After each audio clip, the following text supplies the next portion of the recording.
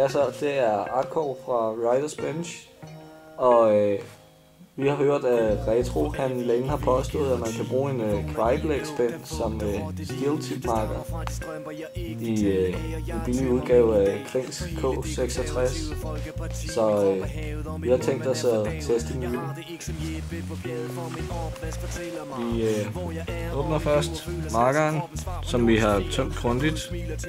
Lavet et lille testforsøg inden. Og så fylder vi lige en gang acetone med Magic Dust og navn ned i. For mit fjernsyn og læner mig tilbage. På TV2 viser de Formel 1, men ingen kører galt, så det er ikke rigtig fedt at bare sidde der og se dem køre rundt og rundt. Mener mig om mit hoved, der går pisse ondt. Jeg skifter kanal, hold da kæft et syn. For Thomsen prædiker om flotte fugle på Fyn. Men jeg trøster mig med, at han minder om mig selv. Han ligner en, der også nu vil vi så teste myten og se, om han har ret.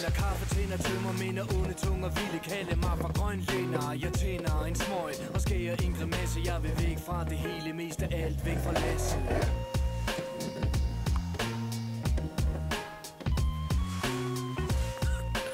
Og det havde han fandme. Det kan godt lade sig gøre. En Ghetto K66.